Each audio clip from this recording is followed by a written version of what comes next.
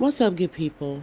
It's your girl Tanika Nikki, and tonight I'm bringing you a story. When it comes to DJ Twitch Boss, we all know that he died of a tragic suicide a few days ago, and a lot of people are posting that it's due to a form of depression or mental illness or something to that tune. I also have seen some things posted about suicide prevention. Yes, suicide prevention is the proper narrative. He didn't suffer from depression. It hasn't been stated by his family, those close to him, his friends, that he suffered from depression. Yes, people can suffer from depression in silence. Yes. But let me tell you why I know that that's not the reason behind Twitch Boss's death. His suicide was not from depression. Don't believe what I say? Let me show you. Twitch story is more than tragic because it's a story of a father, a husband, a provider who trusted a company with his life savings. He invested in a company and the foundation of a company that he hoped was a positive thing. He was investing in his family's future. So for this company to go through what's happening right now was too much. Let me share this story with you. Let me share part of his truth.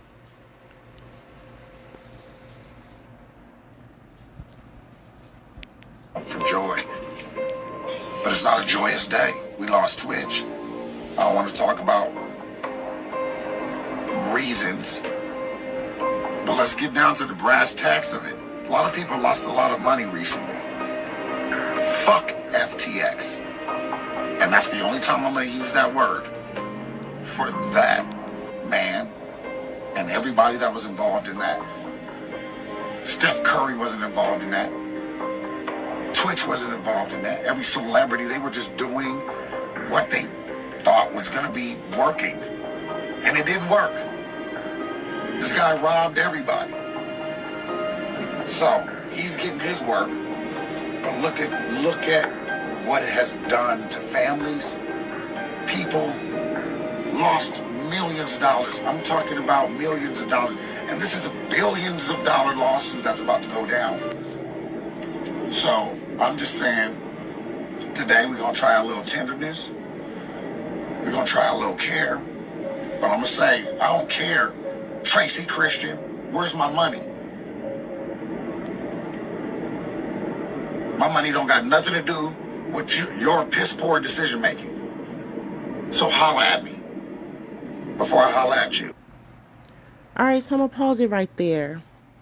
We're going to try a little care. Make sure I'm pausing it. Okay, there. Now I'm pausing it because you might be like, okay, so what does Columbus Short ranting about a company have to do with DJ Twitch Boss? DJ Twitch Boss, as I stated, was a part of the company, just like Columbus Short, just like Steph Curry, just like so many other celebrities who had a bulk of income to invest. Not like a purchaser of an NFT, not like a purchaser of a crypto coin. These celebrities invested in shares, in part ownership of the company. They were a part of the company. So, as they are a part of the company, all of this backlash that's coming when it comes to this company, they're feeling like it's going to trickle down, you know? Of course, they just arrested the head guy. But if you're a person who doesn't know what's going to happen in regards to what's trickling down the pipe in the long run when it comes to this could be a lot for you. Your whole life savings gone. Millions of dollars, like Columbus Short said, gone in a blink. Not only is your money gone, but now your name is attached to a company that has been defrauding thousands and thousands of Americans, thousands and thousands of Americans out of money, a lot of money. You have artists who trusted that company to sell their NFTs, their hard work. You know, you have people who use the company to purchase those NFTs. You have people who invested their life savings. I'm just saying, it can be a lot for anyone. Twitch has a squeaky good reputation. We've watched him grow from his time on So You Think You Can Dance years ago to Ellen, snatching him up and making him her DJ, to his family's growth from giving birth to his two children, his wife giving birth to their two children, how proud of a father he is, how much advocacy he does and speaking up he does when it comes to the community, how much giving back to the community he does. Twitch is a good guy, was a good guy, a good man. So to have your good name attached to something like this, and also have this situation snatch all of your hard-earned, saved finances away from you. That is a lot. Twitch wasn't born with a silver spoon in his mouth. Him and his humble beginnings, he worked hard for that money. His wife and him, they worked hard. So I bet that was a lot. And you may think, how do I take Columbus's word for what Columbus says? I believe Columbus. And there's another interview with Columbus. Well, there is an interview with Columbus talking about how he feels about Twitch's death beyond this rant. Please look for it. Just put it in your search engine and find it. I know the probability of what Columbus is saying is 90% possible. I know because I want to say about 2 months ago, 2 months maybe, give or take, I was in an NFT group on Twitter, Curiosity. And I would go to these group meetings every week. And Columbus was there promoting his particular part in NFTs and the business and using his platform for NFTs and so forth. There's a lot of creators there. Artists, you name it, there. Rappers, singers, tech people, all there. Every week. One week, it was a conversation and there was female artists there who were talking about NFTs, and I thought that was so cool. And I made a comment about how cool that was to see women on the platform speaking, because it's usually male dominated. And that's still cool because you still get the information. And come on now, it's Columbus Short. He's talking about crypto and he's talking about NFTs and things that he knows. And it was primarily Caucasian crowd. So it was nice to be in there with another African American person. I think it was me, him, and maybe one or two other African Americans there. And that particular day, I decided to raise my hand because that's kind of how Twitter works with the spaces. You raise your hand and ask to join the panel. So I did, and made my comment about how cool it is to be here and see women on the platform. And also was grateful to learn so much about NFTs in the process of. I've let them know I'm super new and I've been coming, and quiet, paying attention and dipping in and out shyly because I usually see a bunch of men.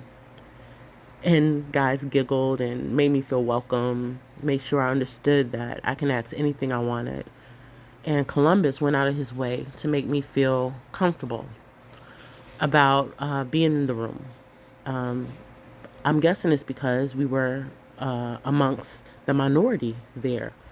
So we had conversation, and he asked me if I had any questions, and we went back and forth and talked and giggled and laughed. And by the time our conversation ended, which took a long time, they kept me on the platform quite a long time, asking me questions and just giving me their feedback one by one, panel member by panel member, with Columbus, of course, leading. And on the back end, sending me messages in my inbox about the things that I should pay the most attention to and which speakers I should listen to the most because they really knew what they were talking about. We had a real, back and forth. I believe what he says. I trust what he says because he was invested. I don't mean financially. I mean energy. I mean his conversations. I mean his engagement with others. He believed in that company. He believed. So, I say this to say, don't dismiss what he's saying. I think it's true. I don't think Twitch died from a depressive episode and suicide, combo. I don't think that was it. I think this is it. All right, let me finish sharing. One moment, please. Why do you believe FTX failed?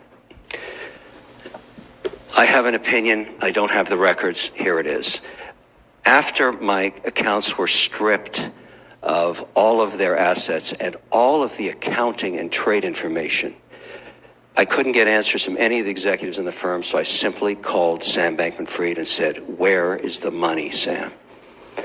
He said he had been refused access to the servers. He no longer knew. I said, okay, let's step back. This is a simple case in my mind of where did the money go? And I said, Sam, walk me back 24 months. Tell me the use of proceeds of the assets of your company. Where did you spend it? And then he told me about a transaction that occurred over the last 24 months, the repurchase of his shares from Binance, his competitor.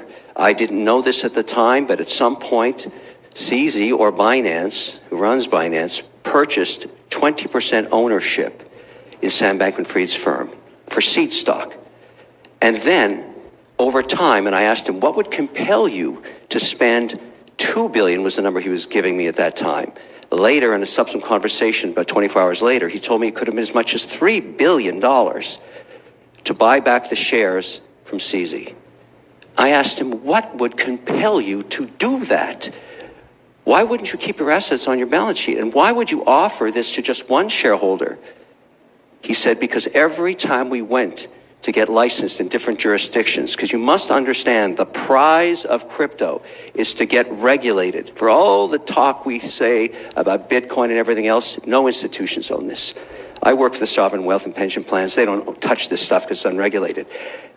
Between these two, let's call them frenemies, because they obviously were potentially the two largest shareholders in the firm, they had a disagreement.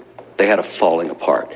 Apparently, according to Sam Bankman-Fried, CZ would not comply with the regulators' request in these different geographies, these different jurisdictions, to provide the data that would clear them for a license. He withheld it, according to Sam Bankman-Fried. The only option the management and Sam Bankman-Fried had was to buy him out at an extraordinary valuation of close to $32 billion, less apparently a 15% discount. That stripped the balance sheet of assets. You ask me why it went bankrupt? Go to the last week. All of a sudden, in social media, CZ is asking for another $500 million. He wants to do a block trade of FTT, or the proprietary token of FTX. Wants it converted back to fiat. Why would you put that out there? You know it's going to push down the pressure. It's going to push down the value of that coin dramatically, and that's exactly what happened. Every trader knows that if you have a large block trade, you go negotiate a clearing price with other buyers and you do the transaction. In my view, my personal opinion, these two behemoths that own the unregulated market together and grew these incredible businesses in terms of growth were at war with each other. And one put the other out of business intentionally. Now, maybe there's nothing wrong with that. Maybe there's nothing wrong with love and war. But Binance is a massive, unregulated global monopoly now. They put FTX out of business. Now, lots of other reasons, I'm sure, but that's my personal opinion. That is what Sam Bankman-Fried told me in terms of where the assets went. Why should we care? Single reason. I'm a shareholder. You tell me the two largest shareholders do a transaction together, that's a related party transaction. I'm not sure that's okay. Maybe I want a Madoff clawback on those proceeds.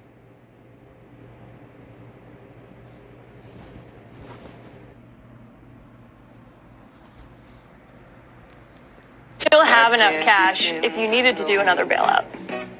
Yeah, we did. It did not make sense to me where he was getting all this cash. People just kept telling me, oh, his market maker Alameda is just printing cash. Was in the spring. Maybe a Bitcoin company goes to zero. I'd like to sacrifice somebody, not me, of course, but somebody, and I'm not levered, but somebody out there is, and they're going to zero. Yeah, absolutely could pull it off without my math degree. Use very little math. Use a lot of elementary school math. If there's ever a place I could be that I'm not going to get in trouble, it's going to be at FTX. I talked to him for about half an hour, and I know my bullshit Peter he was redlining. Lost a ton of money. Well, I don't know. I probably don't want to go into specifics too much with that. In my opinion, the cryptocurrency industry represents the largest Ponzi scheme in history. In fact, by the time the dust settles, crypto may well represent a fraud at least 10 times bigger than Madoff. The fact that it has roped in tens of millions of Americans from all walks of life, as well as hundreds of millions of people worldwide, should be of concern to us all. In my opinion, the cryptocurrency industry represents the largest Ponzi scheme in history. In fact, by the time the dust settles, What you just seen flash across my screen, that is the NFT group. I asked Gorilla Mansion to open up tonight. We gotta talk, is what I told him. We need to get the NFT group that came there, that got that information together and talk. So that's what you saw across my screen for me to come, and I'm coming. Just gotta get this to you guys first. crypto may well represent a fraud at least 10 times bigger than Madoff. My opinion. Again, Sam Bankman-Fried has now been indicted. Apparently, Mark Cohen, a lawyer for Bankman-Fried, said in a statement his client is, quote, reviewing the charges with his legal team and considering all of his legal options. He doesn't have a lot of legal options at this point, actually. Hilariously, they tried to have him bailed out, and bail was refused, which makes sense because there's a lot of rumors that he was actually going to flee the Bahamas. Right now, he's being held in the Bahamas. His lawyer actually attempted to get the judge to allow bail by arguing that Bankman-Fried had ADHD and was on a vegan diet. So I guess if you're a vegan who bilks people for billions of dollars, you should be put out on bail. I didn't realize that That veganism was that bad. Fried has now. In 21, Sam Bankman-Fried said that he bought you out, your stake in the company. I imagine he transferred funds to you, likely somewhere between $2 and $3 billion. Is that right? I remember it was $2.1 billion at the time, and a big chunk of that is in FTT tokens, which are now worthless. So he sent you FTT tokens, and you believe that the majority of the $2.1 billion was that? It's a combination of, I believe it was a combination of BUSD, BNB, and FTT. I don't know the exact combination now, but it's probably about, I don't remember exactly, but FTT is a big chunk. And that's why we still had even after the FTT price dropped over the last year, we still had $500 million worth of it. $580 million worth of it on the day when we transferred from the address we received a year and a half ago. We never touched it. We actually kind of forgot about it. And then we transferred it on the blockchain from that address we received to Binance.com. And that got picked up by the community. So basically, worthless cryptocurrency was circulated through the community of cryptocurrency, basically. People were buying it.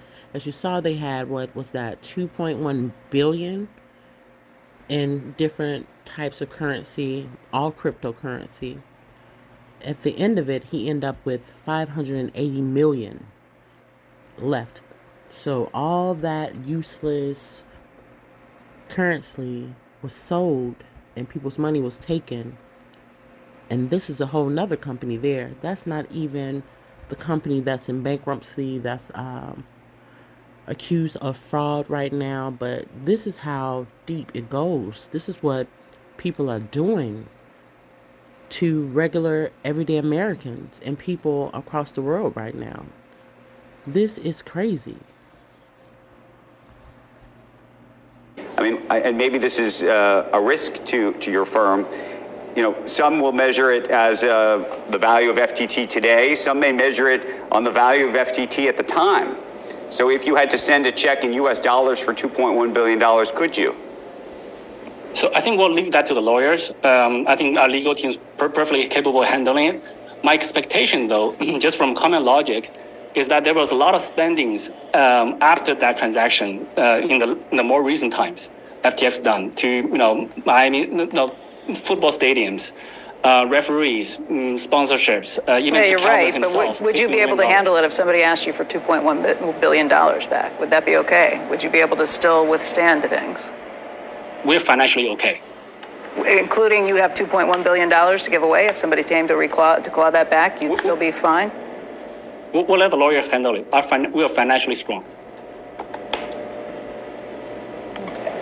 You know, the $500 million that you guys spent on Twitter, where did that money come from? Are you confident in that? Or do you have additional money? And the reason I ask these questions is, again, you guys aren't FTX, but FTX was making a lot of investments in other places that turned out to be customers' money. Where did you guys get the money for the $500 million investment in Twitter? We don't use customers' money. We have revenue. Our revenue comes from trading fees, and we have very solid revenue. We do not spend on crazy advertisements. We're okay. And we paid the Twitter investment already in cash. Was done. It was not customer money. Being considered the greatest fraud of all time. FTX's new court-appointed CEO is John J. Ray. Now, this dude is an absolute savage. He was appointed to come in during the Enron fraud and a bunch of other high-profile bankruptcies to figure out what happened. His statements are under the penalty of perjury, meaning he will go to jail if he doesn't say what actually went on. Today, he released a 30-page report. He said this is the worst case of financial fraud he's ever seen in his entire life. He goes on to give examples of what made it so bad. Apparently, FTX had 4 siloed businesses across their US exchange, international exchange, hedge fund, and venture investments. There was supposed to be a Chinese wall between them, meaning led by different people and information not being shared across. They were all controlled by Sam Bankman-Fried. He said Alameda, the hedge fund, gave Sam a personal loan of $1 billion. Obviously a huge no-no. No records were kept. FTX had no board meetings. Company funds were used to purchase mansions in the Bahamas. Leadership didn't even know how much cash was on hand at a given time. The crypto deposited by customers wasn't even tracked in separate accounts. It all funneled into one big slush fund to use for everything. And my personal favorite, all employee expense requests were approved over chat with personalized emojis. Hey Karen, can I expense this yacht? Astronaut means yes. It looks like this was a Bahamian frat house run by unsupervised children with a $10 billion slush fund to buy booze, mansions, and drugs. Elon said that he immediately felt that SBF was full of crap because the math just didn't add up. There's no way a 30-year-old tech billionaire has $5 billion in liquid cash. When people amass wealth like this, it is initially tied up in stock and equity in the company they built. When these people are more established, they can be like Elon and be able to borrow against their holdings, or like Bill Gates and have the time to liquidate their shares over decades. A young billionaire with a young company shouldn't have access to that much cash. But Sam claimed that Alameda Research, his investment company, was essentially a cash cow, and it held billions in assets. Alameda and FTX took a series of large losses. Some of this was from huge marketing pushes, from buying an arena to buying Tom Brady. I'm trading crypto. FTX is the safest and easiest way to buy and sell crypto. Alameda was also trying to bail out a series of crypto companies that were or already have gone down, like Voyager and BlockFi. So how do you solve this massive financial problem? The secret ingredient is crime. FTX has a token called FTT. It seems like it's the same thing as owning stock in FTX, but it isn't. If tokens represent actual equity in a company, regulators start to get annoyed and come after you because stock in companies is very, very strictly regulated. Elon said that he immediately felt that SBF was full of crap. The FTX group is unusual in the sense that, I've done probably a dozen large, scale bankruptcies over my career, including Enron, of course. Every one of those entities had some financial problem or another. They have some characteristics that are in common. This one is unusual, and it's unusual in the sense that literally, there's no record keeping whatsoever. It's in the absence of record keeping. Employees would communicate, invoicing and expenses on Slack, which is, essentially a way of communicating for chat rooms. They use QuickBooks, a multi-billion-dollar company using QuickBooks. QuickBooks. Nothing against QuickBooks, very nice tool, just not for a multi-billion-dollar company. So, yeah, this is why I stand by what I just said as far as not believing that Twitch's suicide was a result of an ongoing battle with depression. It was bigger than that. It was deeper than that. It was scary. It was, I believe, a moment of overwhelming, it was a lot. Prayers up to his family, his wife, his children, those who love and support him. And also, prayers up to all of those who were affected by not only Twitch's death, but the company that just did a whole lot of Americans wrong right now. There's a lot of people in Twitch's shoes, not as far as life is concerned, but as far as lost life savings, lost money that it took a whole career to save. So, with this being said, be blessed, guys. Be careful in what you choose to invest your money in and whom you would choose to trust. These cryptocurrency businesses and NFT businesses are flash in the pan businesses. Don't trust all that stuff. And I am not immune. I played with Dogecoin while it was hot for a moment and got a little bit of money because I was scary and got my ass out of there. But y'all see how that went, and it was a little small nothing, you know? This was huge. Peace and blessings, guys. The more I find out, of course, the more I bring to you. I'm finna head over to the NFT meeting and see what's going on. Peace and love.